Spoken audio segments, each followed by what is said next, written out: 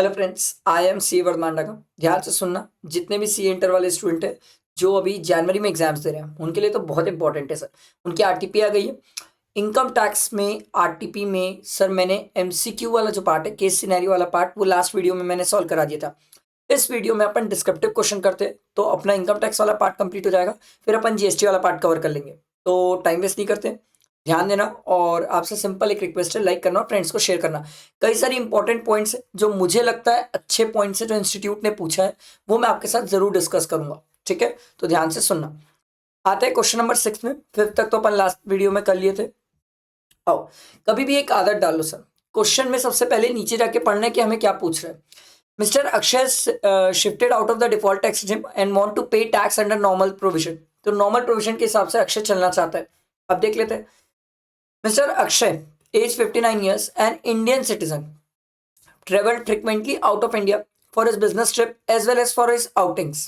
He left India for the from Delhi airport on 20th April. 20th April को ये दिल्ली के लिए दिल्ली से बाहर गया and return on 15th October. 15th अक्टूबर को वापस आया। Okay, he has been in India for less than 700 days during the 7 immediately preceding previous year. Determine his residential status and his total income for the assessment year 24-25 from the following information. तो residential status निकालना है। Indian citizen है, कोई tension वाली बात ही नहीं है sir. अपन क्या करेंगे सर, 182 डेज देख लेंगे प्रीवियस ईयर में, या 60 + 365। तो एक काम करते हैं, पहले तो 182 की कहानी देखते हैं। तो ये 20 तारीख को इंडिया से लेफ्ट हुआ ना, तो 20 को इंडिया में गिनेंगे सर। तो 20 दिन अप्रैल के हो गए। फिर ये 15 अक्टूबर को इंडिया में रिटर्न किया। अक्टूबर में होते हैं 31 डेज। ठीक है, इंडिया में 15 को रिटर्न किया, 16 डेज हो गए, प्लस एक 15 को भी इंडिया में काउंट करेंगे तो 17 डेज अक्टूबर के। नवंबर, दिसंबर, जनवरी, फेब एंड मार्च। ठीक है, एक मिनट, ये तो लीप ईयर की कहानी है सर, तो 29 डेज आ जाएगा, है ना। लीप ईयर की कहानी है सर। तो ये कितने दिन हो गए सर, 20 + 17 + 30 + 31 + 31 + 29 + 31, ये आ रहा है सर 189 डेज। आंख बंद करके बंदा रेसिडेंट तो हो गया। अब रेसिडेंट हो गया तो ऑर्डिनरी की नॉट ऑर्डिनरी, ये सामने से बताया सर। इंडिया में वो 7 ईयर्स में 729 डेज से लेस है, तो ये रेसिडेंट तो होगा बट नॉट ऑर्डिनरी रेसिडेंट होगा। ये समझ आया? क्लियर? यहां तक सिंपल था, इजी था। आगे कहानी बढ़ती है तो हमें ये पता चल गया सर ये resident plus not ordinary resident है। आगे कहानी देखो। Long term capital gain on sale of shares of Shama India limited and an listed Indian company amounted to rupees 1,12,000. The sale proceed was credited to his bank account in UK. क्या ये taxable है? Yes sir, 1,12,000 taxable है। Simple. आगे बढ़ते हैं। Dividend amounting to rupees 40,000 received from RIL Limited, an Indian company. He has borrowed money from Abhay, a non-resident Indian, for the above mentioned investment on 2nd April. Interest on the borrowed money, sir हम पढ़ के आए हैं sir, आईयूएस में पढ़े हैं। Maximum interest आप कितना क्लेम कर सकते हो? 20%। तो 40,000 का 20% कितना होगा? 8,000। तो इसने भले इंटरेस्ट 10,000 पे किया है, हम कितना क्लेम कर पाएंगे? 8,000। तो प्रैक्टिकली 32,000 इनकम हो गई सर आईयूएस की। आगे बढ़ते हैं। Interest on post office saving bank account amounted to rupees 9,500। अगर याद हो तो सर हम इसमें 15 की एग्जेम्पशन लेते हैं सर 3,500 की।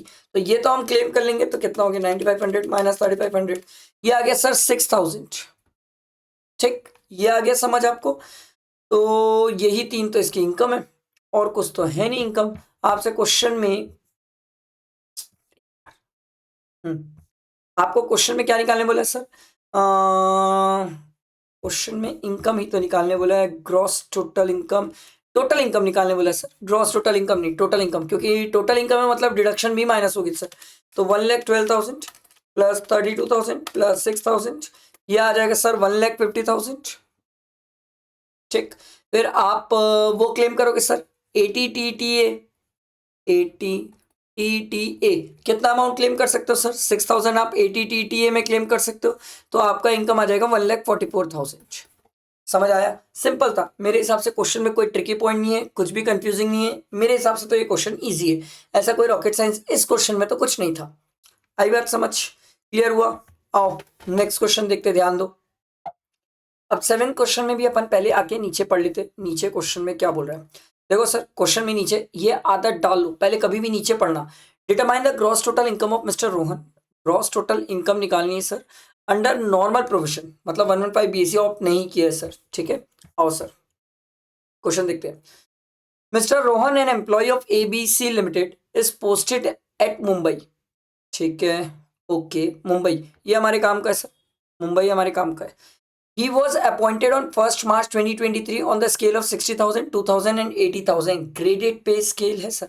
चलो एक काम करते हैं, पेज ऐड करते हैं और फिर बातें करते हैं, ठीक है, क्योंकि ग्रेडेड पे स्केल है तो सर कहानी कुछ ऐसी होने वाली है कि सर पहले बेसिक सैलरी की ही बात कर लेते हैं, ठीक है। बेसिक सैलरी जो है 1 मार्च में है ना, हाँ 1 मार्च को इसकी 60,000 सैलरी थी, तो 1 मार्च 2023 से लेके 28 फेब 9 फेब, क्योंकि सर लीप ईयर है ना, तो 29 फेब 2024 तक इसकी सैलरी सर 60,000 रहेगी, ठीक।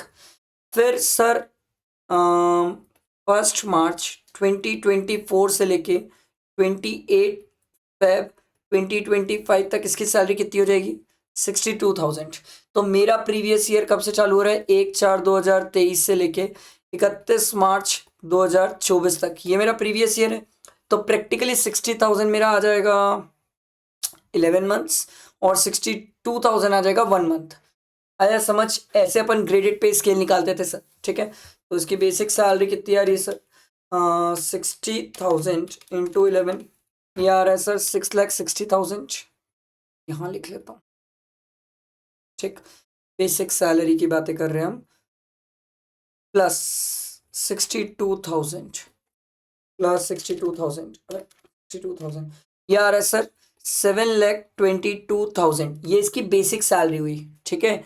आगे कहानी बढ़ेगी सर, डीए वगैरह आएगा। हो देखो सर कहाँ के देखो, डिटेल्स ऑफ अदर इनकम और the previous year 23-24 are as follows. Dearness allowance दिया हुआ है 40% of basic pay and 60% of the part of pay for retirement benefit. चलो भैया, मतलब आगे कहीं ना कहीं वो रिटायरमेंट बेनिफिट काम आने वाला है, तो 40% पहले कर लेते हैं सर। 40% ऑफ बेसिक पे 40%, 2,08,8,800, इतना ही है ना? हाँ ठीक है, ये हो गया। इसके बाद आता है टेलीफोन अलायंस, क्या ये फुली टैक्सेबल है? हाँ सर, इस पे क्या ही सोच रहे हो, और अपन तो नॉर्मल प्रोविजन से चल रहे हैं। तो सर टेलीफोन अलायंस कितना है? 500 रुपीज़ पर मंथ है ना, तो सर 500 इंटू 12, ये आ जाएगा सर 6,000, ठीक है।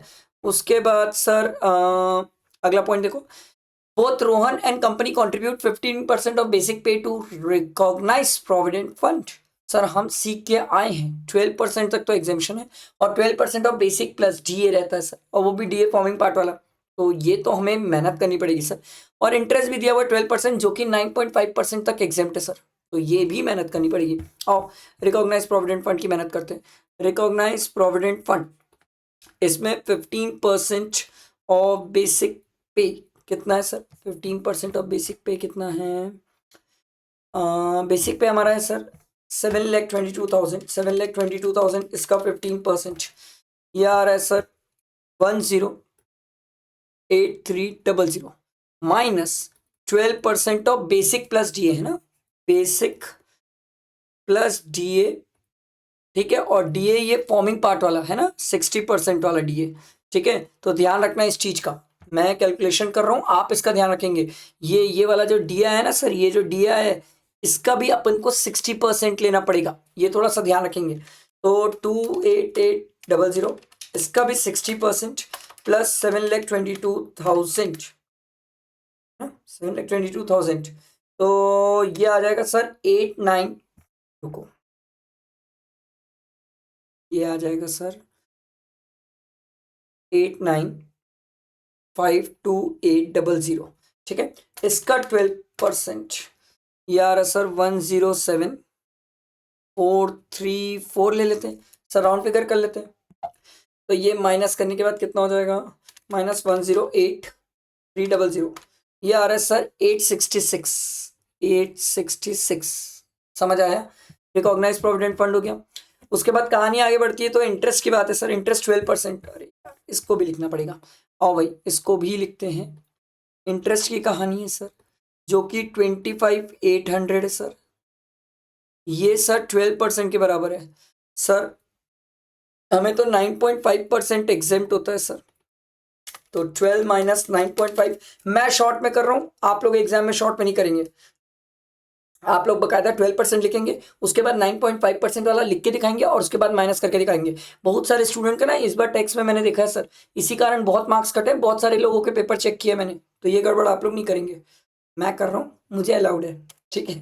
तो सर 2.5% ही टैक्सेबल है, ये कितना आ जाएगा सर, 25,800 डिवाइडेड बाई 12 इंटू 2.5, ये आ जाएगा सर 5,375। आया समझ, ये हो गई इंटरेस्ट की कहानी भाई। इसके बाद आगे देखते हैं sir, company has provided him with the rent free accommodation in Mumbai owned by the company. Oh my God, मेहनत करनी पड़ेगी सर, बहुत मेहनत करनी पड़ेगी, क्योंकि सर 31 अगस्त तक जो कहानी है वो ओल्ड रेट्स है, ठीक है, और उसके बाद जो है आफ्टर जो है वो न्यू रेट्स है, तो यहाँ अपन को थोड़ी मेहनत करनी पड़ जाएगी रेंट फ्री एकोमोडेशन निकालने के लिए, बट मैं इसको अभी नहीं निकालना चाहता, क्योंकि मेरा एक उसूल है, मेरा एक नियम है। मेरे को जो लगता है रेंट फ्री एकोमोडेशन में बहुत सारी चीज आती है, सैलरी का मतलब नीचे अगर कहीं क्वेश्चन में धोखे से भी अगर कोई टैक्सेबल अलाउंसेस दिया और मैं पहले रेंट फ्री एकोमोडेशन निकालने चले गया, तो हो सकता है वो छूट जाएगा और गलती हो जाएगी। मैं निकालूंगा, मैं मना नहीं कर रहा हूँ, बट अभी तो नहीं, इस पॉइंट को बाद में। आगे बढ़ते हैं बाकी। The salary of 2,500 per month of a domestic servant is reimbursed by the company, ये तो टैक्सेबल है सर, तो लिख लेते हैं सर डोमेस्टिक सर्वेंट 2,500 इंटू 12 कितना आ जाएगा सर, 2,500 इंटू 12 ये आ रहा है सर 30,000, ठीक है। उसके बाद और क्या दिया हुआ है, Rohan has used his own car of 1.8 liters engine capacity for both official and personal purpose. The running and maintenance cost of the 50,000 was borne by the company. Car employee की है, खर्चा जो कर रहा है वो कौन कर रहा है, एम्प्लॉयर कर रहा है। मस्त बात है, देखो तो इस केस में अपन क्या करते हैं, actual expenditure incurred by the employer less, अगर 1.6 से ज्यादा है तो 2,400, यहाँ शॉफर की तो बात हुई नहीं है सर, 2,400 पर मंथ अपन माइनस करते हैं, तो सिंपल है, अपन इसको लिख लेते हैं कार, ठीक है। कार वाली फैसिलिटी की बात है सर, तो ये 50,000 जो एम्प्लॉय ने खर्चा किया माइनस सर 2,400 इंटू 12 करना पड़ेगा सर, 2,400 इंटू 12 ये आ रहा है सर 2,880, ये आया, ये अपन माइनस कर लेंगे 50,000 में से, -50,000, तो ये आ जाएगा सर 21,200। आया समझ, क्लियर हुआ। आगे बढ़ते हैं, कार के बाद क्या दिया हुआ है sir, professional tax paid 2,500 of which 1,500 was paid by the employer, ये तो ऑब्वियस सी बात है सर, 1,500 यहाँ आ जाएगा। प्रोफेशनल टैक्स 1,500, मेरा एक उसूल है, मेरा एक तरीका है सर, मैं क्या करता हूँ जब भी कोई ट्रांजेक्शन है उसका दूसरी जगह सिमिलर ट्रीटमेंट होता है, तो मैं क्या करता हूँ कर लेता हूँ तुरंत ट्रीटमेंट, क्योंकि मेरे को ना डर लगता है, मेरे को लगता है गलती होने के बहुत स्कोप है सर, तो मैं तुरंत ट्रीटमेंट कर लेता हूँ। मैं ये बोलता हूँ एक काम करते हैं, इसमें एक और पेज ऐड कर लेते हैं, मैं एक काम करता हूँ भैया, अपन लिख लेते हैं यहाँ ग्रॉस सैलरी, ठीक है, ग्रॉस सैलरी जो भी आएगी माइनस कर लेता हूँ स्टैंडर्ड डिडक्शन, क्योंकि वो तो होना ही है सर, 50,000 माइनस कर लूंगा प्रोफेशनल टैक्स 2,500 सर, ताकि ना क्या है बाद में ये गलती होने के स्कोप ना रहे सर, बाद में ये गलती नहीं होना चाहिए, ठीक है। उसके बाद नेक्स्ट पॉइंट में देखो, during the previous year 20 to 23 Mr Rohan gifted a sum of 6 lakh to Mrs Rohan, she started a business by introducing such amount, ठीक है भाई आगे बढ़ते हैं, such amount as her capital on 1 April 2023 her total investment in the business was 10 lakh, इसने 6 लाख दिया था, जिसमें से इसका बिजनेस का इन्वेस्टमेंट कितना पहुंच गया, टोटल इन्वेस्टमेंट 10 लाख पहुंच गया, तो हस्बैंड का 6 है और वाइफ का 4 है, ये समझ आया। During the previous year she suffered a loss of 1,20,000 from such business, तो सर ये 1,20,000 का जो लॉस है वो अपन प्रपोर्शनेट कर देंगे, हस्बैंड वाला हस्बैंड में चल जाएगा सर प्रपोर्शनेट, और वाइफ वाला वाइफ के पास रहेगा। पर खास बात ये पता है, ये आपसे लॉस तो कंप्यूट करवा लेंगे, कोई इशू नहीं है, लॉस तो हम भी निकाल लेंगे सर, कोई बड़ी बात नहीं है लॉस निकालना सर। 1,20,000 ये 10 लाख के बराबर है, तो इसमें से 6 लाख हस्बैंड का है, तो ये कितना आ जाएगा सर? मेरे ख्याल से 72,000 आएगा। 1,20,000 divided by 10 lakh into 6 lakh, ये आ रहा है 72,000। 72,000 का लॉस है जो हस्बैंड के हाथ में क्लब होगा, और बाकी 48,000 का वाइफ के हाथ में। बट बात तो ये है ना सर, पीजीपी का लॉस है, सैलरी से एडजस्ट नहीं होगा। आप मुझसे निकला भी लो, बट इसको मेरे को एक नोट डाल के नीचे लिखना पड़ेगा कि जो 48,000 वाइफ का लॉस है वो कैरी फॉरवर्ड होगा, और हस्बैंड का जो लॉस है 72,000 वो सैलरी से एडजस्ट नहीं होगा। तो ये तो मुझे नोट पे लिखना पड़ेगा। ठीक है, ये पॉइंट हम निकाल के रख लेंगे साइड में, बट एज सच जो अभी अपन सैलरी का कंप्यूट कर रहे हैं उसमें ये कोई काम का नहीं है सर। आई मेरी बात समझ? ठीक है, तो सैलरी में अगर आप ध्यान दें तो एक पॉइंट बच गया सर, एक पॉइंट बच गया है, वो है सर रेंट फ्री एकोमोडेशन। इस पे मेहनत करना है सर। ठीक है, रेंट फ्री एकोमोडेशन में मेहनत करनी पड़ेगी। और सर थोड़ी लंबी मेहनत है, इसलिए मैंने जगह भी छोड़ दी है सर। एक काम करते हैं, अलग से निकाल देता हूँ सर। इसका तो मेरे हिसाब से स्टूडेंट वर्किंग नोट ही दे देना, क्योंकि बहुत लंबा मेहनत है सर। 1 अप्रैल से लेके 31 अगस्त तक या तो ओल्ड रेट्स चलने वाले हैं सर। ठीक है, तो इसमें जब ओल्ड रेट्स चलने की बात है तो पहले तो अपन क्या करेंगे, रेंट फ्री एकोमोडेशन निकालने के लिए आओ सर। रेंट फ्री एकोमोडेशन कहाँ गया रे? हाँ ये रहा। रेंट फ्री एकोमोडेशन निकालने के लिए अपन को क्या क्या लेना है? अपन लेंगे sir basic plus DA forming part वाला, plus plus very very important telephone allowance मत भूल जाना। बहुत सारे स्टूडेंट है जो हड़बड़ी में गलती कर देंगे। टेलीफोन अलाउंस, बाकी सर ये तो आएगा नहीं, यही तो हम निकाल रहे हैं सर। ये सैलरी रिइंबर्स परक्विजिट है, ये नहीं आता है सर। ये कार वाला आता नहीं है, परक्विजिट है, क्योंकि प्रोफेशनल टैक्स आता नहीं क्योंकि परक्विजिट है। तो मैं आपको इसलिए ये चीज़ बताया सर, क्योंकि रेंट अकोमोडेशन लास्ट में निकालने का फायदा ये होता है, गलती के स्कोप नहीं होते, नहीं तो बहुत गलती करने के चांसेस है आपके। तो मेहनत करते सर। चलो सर पहले तो बेसिक सैलरी ले लेते हैं। बेसिक सैलरी सर लूंगा मैं 60,000 इंटू कितने, अप्रैल मई जून जुलाई अगस्त, 5 महीने की, ये आ जाएगी सर 3 लाख। ठीक, डीए लूंगा सर। डीए भी तो दिया हुआ है मेरे को। बेसिक सैलरी जितनी भी है इसका 40% डीए, 40% ही है ना डीए, एक मिनट, हाँ 40% डीए, और उसका भी 60% फॉर्मिंग पार्ट है। तो 40% तो मैंने निकाल लिया, उसका भी 60%, ये आ रहा है सर 72,000 डीए। फिर है टेलीफोन अलाउंस 500 रुपीज इंटू 5, ये आ जाएगा सर 2500, ये आ गया। तो प्लस 3 लाख प्लस 2500, ये आ गया सर 374500। ठीक, इसका 15%, क्योंकि मुंबई था ओल्ड रेट है, मुंबई है ओल्ड रेट है। ठीक है, तो 15%, इसको क्या हो गया कैलसी को, हाँ ये मत छोड़ो सर, आएगा 56,175। ये ओल्ड रेट के हिसाब से हमने 5 महीने का निकाला, अभी तो 7 महीने का बचा है ना सर न्यू रेट्स के हिसाब से। तो कहानी ये हुई सर, अगस्त तक हो गया सर, 1 सितंबर से लेके 31 मार्च तक चल लेंगे सर। अब 31 तक मार्च तक चलने जाएंगे तो सबसे पहले आएगा बेसिक।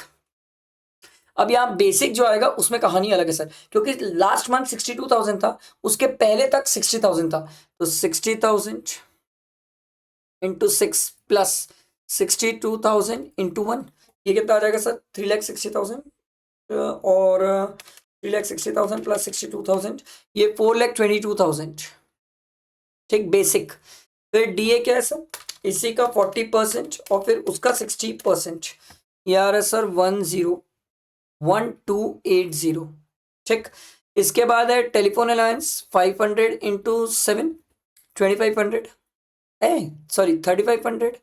ठीक, प्लस 3,500 प्लस 4,22,000, ये आ गया sir 526,780 into into new rates, into new rates. ये सबसे इंपॉर्टेंट है, यही गड़बड़ होगी सर। ओल्ड रेट्स 15% थे, न्यू रेट्स 10% है। ठीक है, तो 10%, अब कितना आएगा इसका 10%? सिंपल है सर, 52678। रुको इसको लिख लेते हैं अपन, ये आ जाएगा सर 52678। तो सर हमारे पास अब 2 अमाउंट हो गई, एक तो ये वाली अमाउंट हो गई और एक ऊपर जो हमने निकाला ये वाली अमाउंट। अब ये दोनों अमाउंट को ऐड कर लेते हैं सर, दोनों अमाउंट ऐड करेंगे तो 56175, ये आ जाएगा सर 108853, ये आ गया सर 108853। अब इसको लिख लेते हैं सर, ये लिखेंगे रेंट फ्री एकोमोडेशन 108853। ये आपसे बहुत मेहनत करा दी है सर। अब इसको ऐड करते हैं और ग्रॉस सैलरी निकाल लेते हैं sir. Plus 1500 plus 21,200 plus 30,000 plus 5375 plus और क्या बच गया 866 प्लस 6,000 प्लस 2,888,00 प्लस 7,22,000। हाँ, तो ये आ रहा है सर आपका ग्रॉस सैलरी 118,4594। अब इसमें अपन यही दो चीजें माइनस करेंगे सर। स्टैंडर्ड डिडक्शन 50,000 माइनस 2,500, ये आ गया सर 11,32,094। ये आपकी फाइनली इनकम फ्रॉम सैलरी है। और IH जो PGP का लॉस है वो तो एडजस्ट होगा नहीं सर। तो मेरे हिसाब से इस क्वेश्चन में अगर मुझसे कोई पूछता है अच्छा ट्रिकी पॉइंट बताओ सर, तो रेंट एकोमोडेशन है जहाँ गलती हो सकती है स्टूडेंट से। बाकी तो रेंट रिकॉग्नाइज प्रोविडेंट फंड में चांसेस है गलती होने के, बट मेरे हिसाब से कोई गलती नहीं करेगा। बट मेरे को जो गलती होने के फुल स्कोप लगते हैं वो रेंट्री एकोमोडेशन में लगते हैं। समझ आया? ये क्वेश्चन क्लियर हुआ आपके? आओ सर नेक्स्ट क्वेश्चन में मूव करेंगे सर, ध्यान दो सर। क्वेश्चन नंबर 8 देखते देखो। वही बात, क्वेश्चन में सबसे पहले क्या करेंगे अपन, नीचे आके पढ़ेंगे क्या हमसे चाहता है सर। देखो क्वेश्चन क्या बोलता है। Mr. Mayank for the assessment year and the amount of loss if that can be carry forward he want to continue another he want to continue। अरे बाप रे सर, ये कंटिन्यू करना चाहता है किसके हिसाब से sir? Under 115 BAC set on set of का क्वेश्चन 115 BAC मतलब IHP में कुछ ना कुछ झोल होने वाला है सर। तो हमें ग्रॉस टोटल इनकम निकालने वाला है सर। इसने फाइल किया रिटर्न अपनी 28 जुलाई को, अगस्त नहीं जुलाई को, 28 जुलाई को sir. And opted for the section 115 BAC मतलब टाइम पे रिटर्न फाइल किया, उसका इशू नहीं है सर। और सर क्वेश्चन मजेदार होने वाला है सर, IHP के लॉस का ट्रीटमेंट सीखेंगे, गारंटेड आने वाला है इस क्वेश्चन में। देखो सर, मिस्टर मयंक का resident individual furnish the following information. और मेरे हिसाब से इंपॉर्टेंट, मेरे हिसाब से तो इंपॉर्टेंट क्वेश्चन है सर, क्योंकि IHP के ट्रीटमेंट होगा लॉस का sir. In respect of the income earn and losses incurred by him for the financial year 23-24, income from salary दिया हुआ sir. Okay fine. Long term capital loss on the sale of shares दिया हुआ sir. अब हमारे पास long term capital gain होगा तो adjust करेंगे, नहीं तो कैरी फॉरवर्ड कर देंगे सर। देखते हैं। Income from let out property in Kanpur दिया हुआ है, फाइन, इससे हमें कोई दिक्कत नहीं है। Loss from let out property in Delhi. अब मेरी बात पूरी एकदम ध्यान से सुनना और अच्छे से क्रिस्टल क्लियर सुनना। अगर हम 115 BAC ऑप्ट करते हैं तो उस केस में अगर IHP में लॉस आता है तो वो लॉस दूसरे हेड पे एडजस्ट नहीं होता और कैरी फॉरवर्ड नहीं होता, सेम हेड से एडजस्ट होता है। अगर सर IHP में सेल्फ ऑक्यूपाइड के केस में इंटरेस्ट आप क्लेम नहीं कर पाओगे अगर आपने 115 BAC ऑप्ट किया तो। ये दो ट्रीटमेंट है जो मेरे हिसाब से तो बहुत इंपॉर्टेंट है। कारण ये सर, ये वाला लॉस आप इससे एडजस्ट कर सकते हो, वेरी वेरी इंपॉर्टेंट, ठीक है। और ये जो इंटरेस्ट दिया हुआ सेल्फ ऑक्यूपाइड प्रॉपर्टी, ये तो गया भाड़ में गया, इसका कुछ नहीं हो सकता, ना कैरी फॉरवर्ड होगा ना दूसरे हेड में जाके एडजस्ट कर सकते हैं। आई बात समझ? मेरे को तो इस क्वेश्चन में यही इंपॉर्टेंट ट्रीटमेंट लगता है sir. Net winning from online games दिया हुआ है सर, ये नेट दिया हुआ है, इसको आप ग्रॉस कर लोगे तो ये 50,000 आ जाएगा, ये तो अलग से दिख रहा है, ये सिंपल है। Profit and gain from manufacturing business after deducting normal depreciation of 2 lakh and additional depreciation of 50,000। Very very good question sir. हम सर अगर 115 BAC ऑप्ट कर रहे हैं तो उस केस में एडिशनल डेप्रिसिएशन हम क्लेम नहीं कर सकते। तो आपने जो प्रॉफिट में से एडिशनल डेप्रिसिएशन डिडक्ट किया, चुपचाप प्यार से इसको क्या कर लो, ऐड कर लो। आई बात समझ? मस्त क्वेश्चन सर। उसके बाद देखो, the other details of loss and unabsorbed depreciation pertaining to the assessment year 23-24, business loss from manufacturing business दिया हुआ है, ये हम क्लेम कर सकते हैं, इसमें कोई दिक्कत नहीं है। अनएब्सॉर्ब नॉर्मल डेप्रिसिएशन एडिशनल वाला अनएब्सॉर्ब होता तो वो भी नहीं कर पाते आप, ये क्लेम कर सकते हो, उसमें कोई दिक्कत नहीं है। Loss from activity of owning and maintaining the race horse, ये तो सेम हेड से होता है, नहीं तो कैरी फॉरवर्ड हो जाएगा। Loss from let out property in Delhi, इसका क्या करे सर? लेट आउट प्रॉपर्टी का लॉस है, इसका क्या करोगे? ये जो लॉस है from let out property in Delhi, sir ये लॉस कभी कुछ नहीं हो पाएगा, ये लॉस, क्योंकि सर ब्रॉड फॉरवर्ड वाला है, तो ब्रॉड फॉरवर्ड वाले लॉस तो नहीं हो पाएगा सर एडजस्ट, क्योंकि आपने लिया है 115 BAC। मेरे हिसाब से यही 2-3 पॉइंट है इस क्वेश्चन में जो बहुत इंपॉर्टेंट है, बाकी तो क्वेश्चन बहुत सिंपल है सर, ये भी कैरी फॉरवर्ड हो जाएगा। कुछ नहीं हो सकता इसका, क्योंकि कैपिटल गेन की हमारे पास इनकम नहीं है, तो एडजस्टमेंट तो ज़्यादा नहीं है सर, लॉसेस वगैरह का ये एडजस्टमेंट हो जाएगा। आप ये बिजनेस लॉस और अनएब्सॉर्ब डेप्रिसिएशन जो है इसको पीजीपी की इनकम से एडजस्ट कर लोगे। इस क्वेश्चन में एडजस्टमेंट ज़्यादा कुछ नहीं है, बट मेरे हिसाब से आईएचपी के लॉस का गजब ट्रीटमेंट है, गजब एक्सप्लेनेशन है, गजब क्रिस्टल क्लियरिटी है सर। तो एक स्टूडेंट को ये तो जरूर देख के जाना चाहिए। आई होप क्लियर हुआ होगा, समझ आया। तो ये क्वेश्चन मैंने डिस्कस किया, मेरे हिसाब से ये आप बना सकते हैं, इतना कुछ इसमें रॉकेट साइंस नहीं है, ठीक है। क्वेश्चन नंबर 9 देखो sir, examine the applicability of tax deduction at source or tax collection at source as per the Income Tax Act 1961 for the assessment year 24-25 in the following situation। ठीक है भाई। Mr. Arjun, a resident Indian, is in the retail business in Delhi and his turnover for the financial year 22-23 is 9.9 crore. He regularly purchases goods from another resident, Mr. Saurabh, a wholesaler in Noida. GST rate on such goods is 5%.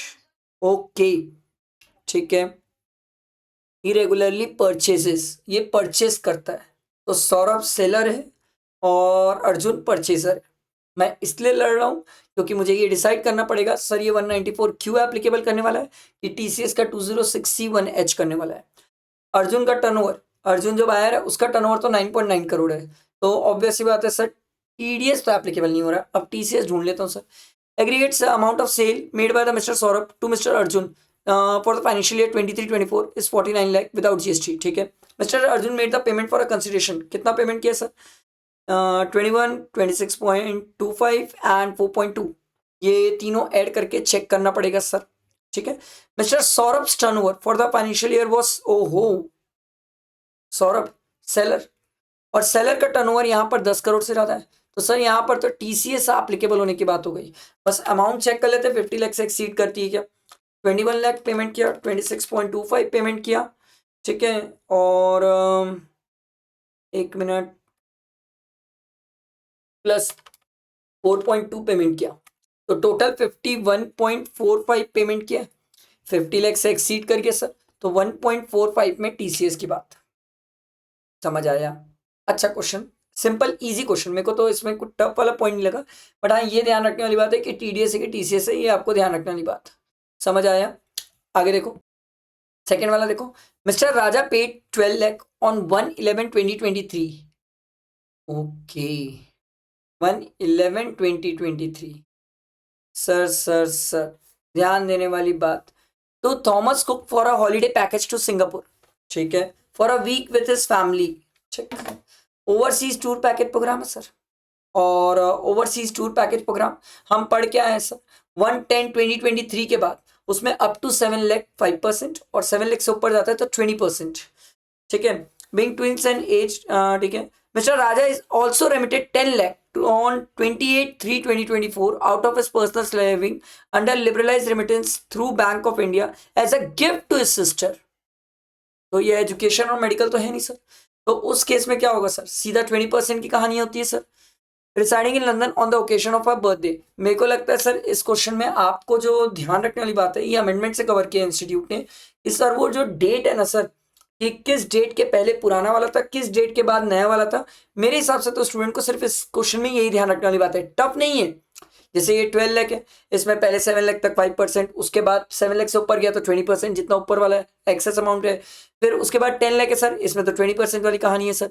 तो आपको date के हिसाब से बस ये याद रखना पड़ेगा कि कितना परसेंट रखना है, टफ नहीं है, डेट याद रखने वाली बात है सर, ठीक है, टीसीएस की। उसके बाद नेक्स्ट क्वेश्चन आओ, 10th नंबर का क्वेश्चन देखो क्या बोल रहे हैं, बड़ा क्वेश्चन है, ये बड़ा क्वेश्चन है सर, यही लास्ट क्वेश्चन है इनकम टैक्स का। देखो sir, you are required to compute the income tax and the tax payable by Mr Ramesh for the assessment year 24-25 under regular provision. Wow, ये भी आपसे regular provision, but total income and tax payable दोनों निकालने बोल रहे हैं sir, ठीक है। अच्छा, ओके, रेगुलर प्रोविजन है, 115 बीएससी नहीं है, तो मतलब इतना टिपिकल कुछ होगा नहीं, हमें पेज ऐड करके बनाना पड़ेगा। हम पेज ऐड कर लेते हैं, ठीक है, क्योंकि बिना पेज ऐड किए तो नहीं बनेगा ये क्वेश्चन, ठीक। चलो ये क्वेश्चन ध्यान दो, देखो क्या बोल रहा है, Mr Ramesh an authorise wholesaler wholesale distributor of fertilizer and other agriculture product, an analysis of his trading and profit and loss for the year ended 31st March 2024 revealed the following information। ठीक है, net profit दिया हुआ है हमें, एक काम करते हैं, पढ़ते जाते हैं और करते जाते हैं, नहीं तो बहुत लंबा हो जाएगा, बहुत ज़्यादा बड़ी वीडियो हो जाएगी सर। अपन लिखते हैं भाई पर्टिकुलर्स, एक तो पर्टिकुलर्स आएगा, ठीक है, एक आ जाएगा अपना अमाउंट। सर अभी मैं पूरा एक एक फॉर्मेट पे नहीं जा रहा हूँ, आप एक एक फॉर्मेट मत सोचने लग जाना, नहीं तो पता चला आप बोलोगे सर फॉर्मेट पूरा नहीं है, ठीक है। अपन चलते हैं सर, पहले तो पीजीईपी की इनकम दिख रही है सर, नेट प्रॉफिट दिख गया मुझे, ठीक है। नेट प्रॉफिट कितना था सर? नेट प्रॉफिट अपना था 75,43,000, ठीक है। तो ये लिख लेता हूँ मैं 75,43,000। अब इसमें दो कहानी है सर, एक तो ऐड भी होता है और दूसरा इसी में लेस भी होता है, ठीक है, लेस भी होता है, ऐड और लेस दोनों होता है सर, ठीक। अब वो तो समय बताएगा क्या ऐड और क्या less. The following incomes are credited to the in the profit and loss account, मतलब ये सब इनकम क्रेडिट हुई है। रेंट रिसीव्ड सर यहाँ नहीं आता, रेंट रिसीव्ड सर आईएचपी की इनकम है, तो अपन क्या करते हैं सर, रेंट रिसीव्ड यहाँ से लेस कर लेते हैं। पहला रेंट रिसीव्ड सर 5,40,000। अब मैं क्या करता हूँ सर, मेरा तरीका ये, इतना बड़ा क्वेश्चन है बाद में मेरे को याद नहीं रहेगा, अपन भैया तुरंत तुरंत क्या करते हैं, इसको यहाँ पर ना तुरंत तुरंत IHP लिखे और उसमें रेंट लिख दे भैया, क्योंकि बाद में याद नहीं रहेगा सर कि कौन सा अमाउंट कहाँ का था, कहाँ डबल जगह ट्रीटमेंट करने से भूल गया। अब मेरे को याद है सर रेंट रिसीव्ड IHP, तो IHP की भी इनकम निकालना है sir. Income tax refund sir ये टैक्सेबल नहीं होता सर, ठीक है, तो इनकम टैक्स रिफंड को अपन हटा देते हैं सर, लेस कर लेते हैं सर। IT रिफंड 15,000, ठीक है। उसके बाद अगली कहानी है डिविडेंड फ्रॉम इंडियन कंपनी दिया हुआ sir, dividend from Indian company यहाँ नहीं आएगा सर, IUS में आ जाता है सर, तो यहाँ से डिविडेंड हटा दो सर, कितना 2,50,000 था ना, हाँ ठीक, IUS में लिख लेते सर, IUS में तो आ जाएगा सर डिविडेंड 2,50,000, ठीक है। उसके बाद कहानी और आगे बढ़ती है, ठीक है। Rate and taxes debited to profit and loss account include 1,000 paid towards late filing of his IT return under the section 234F of the Income Tax Act. Sir ये जो लेट फाइलिंग फीस है income tax return की, क्या ये खर्चा allow होगा? नहीं sir, income tax से रिलेटेड हमें कोई खर्चा अलाउ नहीं होता, तो ये खर्चा हमने डेबिट किया है, करना नहीं था, हम क्या करेंगे ऐड कर लेंगे सर। पहला मिल गया सर, रेंट एंड रेट्स लिख लेता हूँ सर, रेंट्स एंड टैक्सेस 1,000, ठीक है। आप पूरा एग्जाम में फुल फॉर्म लिखेंगे सर, मैं अभी शॉर्ट में समझाने के लिए कर रहा हूँ। Salary debited to profit and loss sir 35,000 paid on a single day by way of cash, section 40A3 disallow कर देता है सर, 10,000 से ज़्यादा अपन कैश पेमेंट नहीं कर सकते, ऐड कर लेते हैं। सैलरी लिख लेते हैं 35,000, ठीक है। उसके बाद कहाँ गई कहानी, ये रही, अगला देखो, interest of 1,20,000 paid on loan of rupees 10 lakh taken from the NBFC. Out of the loan amounted to rupees 2 lakh was used for personal purpose and the balance was used for business purpose.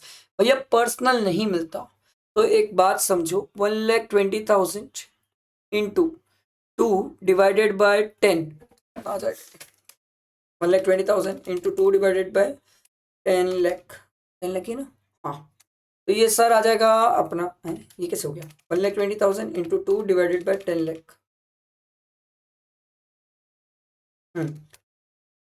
24,000, 24,000 का तो interest आपको disallowed है sir, तो पहले काम करता हूँ 24,000 का इंटरेस्ट लिख लेता हूँ sir,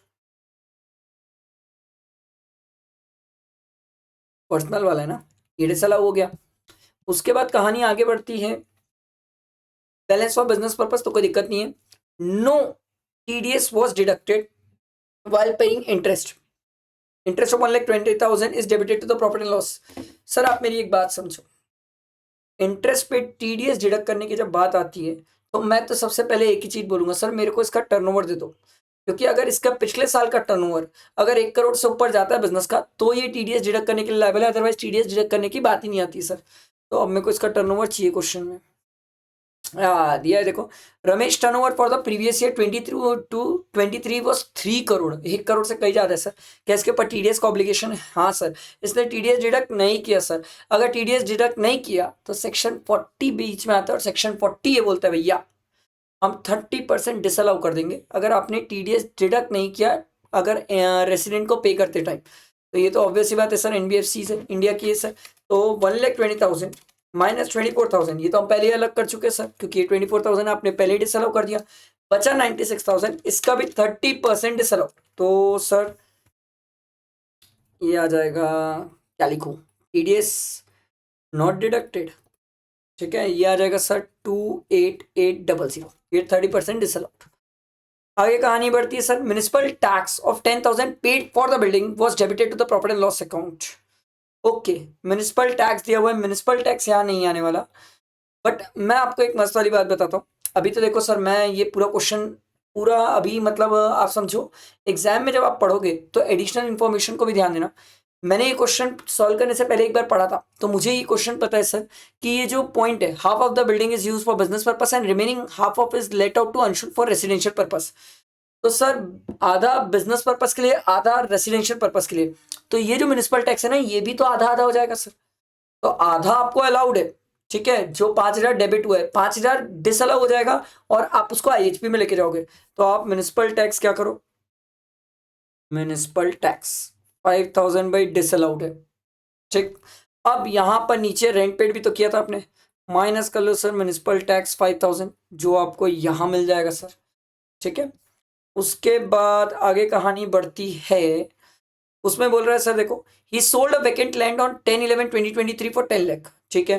the stamp duty value on the date of transfer was 14 lakh.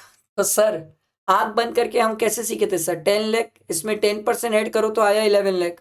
Stamp duty value check करो, क्या इसमें कवर हो रही है 14 लाख? नहीं सर, ये तो इससे ज्यादा है। तो हमारा सेल कंसिडरेशन क्या हो जाएगा, 14 लाख, ठीक है। The fair market value in the stamp duty value of the land on 1 April 2001 was 4 lakh and 3 lakh.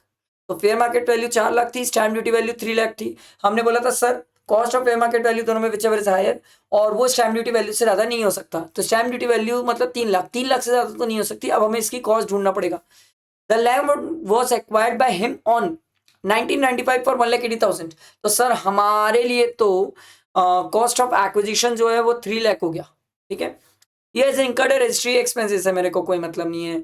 The cost CII दिया हुआ है सर, तो मेरे को तो 3 लाख से CII करना पड़ेगा ना सर, इंटू 348 डिवाइडेड बाय 100, और उसको 14 लाख से माइनस करना है। तो 3 lakh into 348 divided by 100 minus 14 lakh, ये आ गया सर 3,56,000। इतने का आपका कैपिटल गेन, वो भी लॉन्ग टर्म। आ जाओ सर, एक नंबर, एक ही लाइन पे लिख देता हूँ सीधा, long term capital gain. Sir capital gain heading है, ठीक है। लॉन्ग टर्म कैपिटल गेन कितना है सर, 3,56,000, मैं वहीं पर निकाल लिया हूँ सर।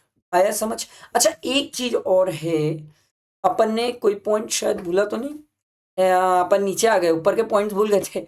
देखो sir, closing stock was under valued bye 40,000। Closing stock आपने अंडर वैल्यू किया है, तो क्लोजिंग स्टॉक को बढ़ाना है सर, इससे क्या हो जाएगा, मेरा प्रॉफिट बढ़ेगा। तो अपन ऐड कर लेते हैं सर क्लोजिंग स्टॉक।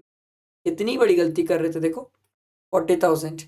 इसीलिए कभी भी क्वेश्चन में दोबारा नजर फेरना चाहिए सर, कई बार ऐसा होता है कुछ छूटता है सर, सबसे छूटता है, बड़े बड़ों से छूटता है sir. Income tax refund include 2,000 paid towards interest, interest on income tax refund, ये टैक्सेबल होता है sir. Interest on income tax refund ये टैक्सेबल होता है सर। तो income tax refund, IT refund, उसका इंटरेस्ट जो है 2,000, ये टैक्सेबल है सर, ये टैक्सेबल है सर, ठीक है। उसके बाद कहानी आई, आगे बढ़ते हैं, कहाँ गिरे, हाँ। An amount of 45,000 was paid by check during the year towards health insurance cover covering himself, his spouse and children। तो एज तो दी नहीं है रमेश की, तो सर हम उसे बिलो 60 लेंगे तो 25,000 मैक्सिमम मिलेगा, और वो भी 80D में मिलेगा सर। तो और डिडक्शन भी लिख ही लेते हैं, सभी तो लिख लिए। यहाँ पर बचा क्या है, डिडक्शन ही लिख लेते। डिडक्शन, ए भाई रुको रुको रुको रुको, गड़बड़ है। यहाँ इसमें लिख लेता हूँ मैं पहले तो ग्रॉस टोटल इनकम, फिर माइनस करूंगा डिडक्शन, और जो कि है 25,000, ठीक है। तो आगे कहानी बढ़ती है, और कुछ बच गया क्या भाई, एडवांस टैक्स पे किया है, अभी की कहानी नहीं है, बट मैं इसको लिख तो अभी चलूंगा कि सर जो भी डिडक्शन के बाद टोटल इनकम आएगी, इसमें जो टैक्स आएगा उसमें माइनस करूंगा सर मैं एडवांस टैक्स 15 लाख का। ठीक है, ऐसे एग्जाम में ना सब चीज लिख देना, तो गलती होने की स्कोप नहीं रहते सर, कुछ गलती नहीं होगी, नहीं लिखोगे तो बैंड बच जाएगी सर, फिर कुछ ना कुछ मिस कर जाओगे, गड़बड़ हो जाएगा मेरे ख्याल से। और कुछ तो नहीं बचा है। हाँ, ये आईएचपी की इनकम हमें निकालना पड़ेगा। हाँ, ये डिविडेंड, ये गड़बड़ करे अपन, देखो देखो देखो, ये जो अपन इनकम टैक्स रिफंड का जो इंटरेस्ट यहाँ पर, ये यहाँ क्यों दिखा दिया अपन, ये गड़बड़ कर दिए सर। इनकम टैक्स रिफंड का जो इंटरेस्ट है वो यहाँ क्यों आएगा, आईयूएस की इनकम है सर, इनकम टैक्स रिफंड का इंटरेस्ट, आईयूएस की इनकम, इनकम टैक्स रिफंड का इंटरेस्ट 2000 रुपये आईयूएस की इनकम है सर, गलती से वहां दिखा दिए थे अपन। अब निकाल लेते सर, आईएचपी का 5,40,000 माइनस 5,000, ये आ रहा है सर 5,35,000, इसमें माइनस कर लो भैया 30% स्टैंडर्ड डिडक्शन, माइनस 30%, तो ये आ रहा है सर आपका 374500, ये आईएचपी आ गया। ठीक है, उसके बाद अपन पीजीपी का कर लेते सर, पीजीपी में तो थोड़ा लंबा है, 75,43,000 plus 1,000 plus 35,000 plus 24,000 plus 28800 plus 5,000 plus 40,000 minus 5,40,000 minus 15,000 minus 2,50,000, तो ये आ रहा है सर 6,71800। ठीक है, ये इसकी पीजीपी की इनकम आ गई। आईएचपी निकाल लिए, आईयूएस कितना आ जाएगा सर 2,52,000, और कैपिटल गेन तो आप लिख के रखो सर 3,56,000। अब इसको ऐड कर लेते हैं सर, आईएच कर दूं क्या, हाँ लो भाई, सब इनकम आपके सामने है, अब इसको अपन को क्या करना है, ऐड करना है। तो ये आ जाएगा सर 374500 प्लस 252,000 प्लस 3,56,000, ये आ रहा है सर 7,875,4300 माइनस 25,000, ये आ रहा है सर 7,829,300। ठीक है, अब इस पे टैक्स निकालना है, तो टैक्स कैसे निकलेगा सर, ये जो आपने लॉन्ग टर्म कैपिटल गेन निकाला है 3,56,000, इसमें निकलेगा 20%, और बैलेंस पे तो आपको स्लैब लगाना पड़ेगा। एक काम करते हैं, ये आगे इसकी टोटल इनकम माइनस 3,56,000 कर लेता हूँ, और बच्चे में स्लैब लगा लेता हूँ सर।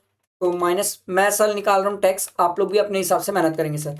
मुझे पता है 10 लाख में फिक्स है टैक्स, बच्चे पे 30% प्लस 112500 प्लस ये जाएगा, इसको मैं लिख के रख लेता हूँ साइड में, कि मेरा आ गया 2,05,4,990।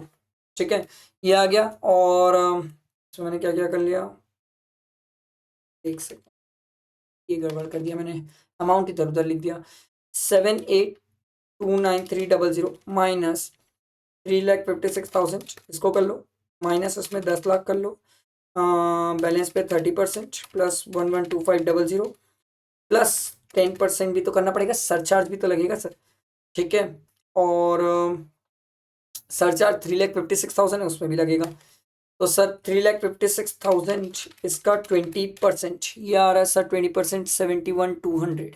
ठीक है, तो अब ये दोनों को ऐड कर लो, ये कितना आ जाएगा 2,05,4,990, यही है ना, हाँ, तो ये आ गया सर 2,126,190, इतना आया। इस पे प्लस कर लो 10% सरचार्ज, प्लस कर लो 4% एजुकेशन सेस, माइनस कर लो सर 15 लाख का जो हमने टैक्स पे किया एडवांस टैक्स। तो फाइनली मैं लास्ट वाला फिगर लिख रहा हूँ सर, लास्ट वाला फिगर। ठीक है, फाइनली इधर उधर कुछ पॉइंट का मिस्टेक हो सकता है, बाकी तो चांसेस नहीं है सर कि कोई मिस्टेक हो। ठीक है, 932361, ये पॉइंट में कुछ चेंज हो सकता है, या एक बार और चेक कर लेते कि कुछ मिस्टेक तो नहीं कर ली है। रुको भाई, 2054, अरे ये 544 है, 54490 प्लस 71,200, तो ये आ रहा है सर 2125 है ये। ठीक है, 690, इसमें प्लस करे 10% प्लस करे 4%, माइनस करें 15 लाख, तो ये आ रहा है सर 931, ये अमाउंट चेंज हो जाएगी, ये आ जाएगा सर 931,789, आप राउंड फिगर कर लेना सर, 931,790 सर, ये आपका फाइनल टैक्स आ गया। समझ आया? ये मैंने आपको इनकम टैक्स का पूरा पार्ट सॉल्व करा दिया। अब जीएसटी वाला नेक्स्ट वीडियो में मैं आपको सॉल्व करा दूंगा। आई होप आपको सब चीजें क्रिस्टल क्लियर हुई होगी। फ्रेंड्स को शेयर करना और लाइक जरूर करना, ठीक है? चलो, थैंक यू।